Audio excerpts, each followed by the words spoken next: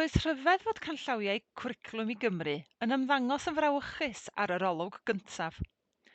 Mae llawer ynddyn nhw am fod ein cwricwlwm ni ar gyfer dysgwyr 3 oed hyd at 1 ar 15 oed.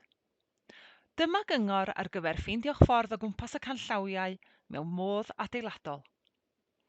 I ddechrau, does dim rhaid logio mewn i hwb i edrych ar y canllawiau. Felly rhannwch gyda'ch cydweithwyr fel y mynwch.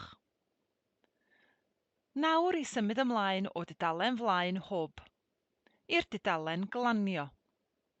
Pwynt pwysig yma, os ydych chi angen dod o hyd i unrhyw beth sy'n gysylltiedig â'r cwricwlwm i Gymru, mae modd ei gyrraedd o'r dudalen hon. Peidiwch poeni am y teiliau hyn i gyd syth bin.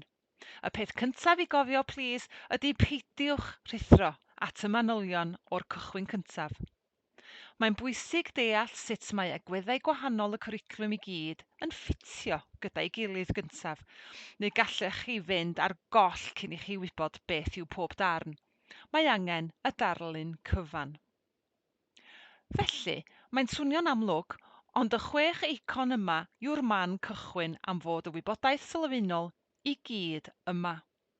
Ac ie, yn amlwg eto, y lle pwysig i ddechrau yw'r cyflwyniad. A'r rhan hon yn benodol am gynnydd ac asesu wrth graidd y cwricwlwm, am ei bod yn esbonio sut mae'r prif agweddau yn ffitio gyda'i gilydd, y 4 diben, datganiadau o'r hyn sy'n bwysig, egwyddorion cynnydd a disgrifiadau dysgu. Gyda llaw, mae'r cwricwlwm wedi lunio i gael ei ddefnyddio ar-lein.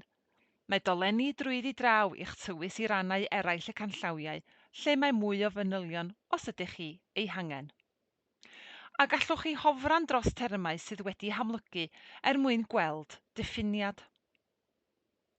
Pan dydych chi wedi mynd i'r afael a'r cyflwyniad ac yn deall sut mae elfennau'r cwricwlwm yn ffitio gyda'i gilydd, y cam rhesymegol nesaf yw ystyried cynllunio eich cwricwlwm. Datblygu gweledigaeth yw'r cam cyntaf. Dyma lle byddwch chi'n dechrau. Mae yma gwestiynau defnyddiol iawn fel beth dylen ni ei ddysgu a pham? Sut dylen ni ei ddysgu? A sut y bydd hyn yn cefnogi ein dysgwyr i gyflawni'r 4 diben? Ac mae'n cynnwys y sgiliau trawsgwricwlaidd. Hefyd yn yr adran hon, cewch dod o hyd i'r themâu trawsgwricwlaidd. Mae'r rhain yn cael eu haddysgu ar draws holl feysydd y cwricwlwm, ac mae rhai agweddau yn eithaf gwahanol i'r cwricwlwm blaenorol. Mae llawer o bobl yn gofyn am yr ochr ymarferol. Efo pwy dylen ni weithio? Pa dystiolaeth dylen ni ddefnyddio? Addysgeg. Mae canllawiau ar gyfer y pethau hyn yma hefyd. Mae asesu yn bwnc llosg hefyd. Mae cyfeiriadau at asesu trwy holl ganllawiau'r cwricwlwm, ond os ydyn ni'n mynd yn ôl i'r dudalen glanio, mae gan asesu ei deil ei hun hefyd. Mae'n esbonio beth sy'n newid a sut i gefnogi cynnydd dysgwyr a ffontio. A dyna ni ar gyfer yr elfennau holl gynhwysol. Gan gofio bod modd cyrraedd popeth o'r dudalen glanio beth am i ni sbïo ar rai o'r uchafbwyntiau. Dyma'r meysydd dysgu a phrofiad. Ac, fel enghraifft, dyma un sy'n newydd, iechyd a lles. O fewn bob maes, sylwch ar yr elfennau holl bwysig wnaethon ni sôn amdanyn nhw yn gynharach.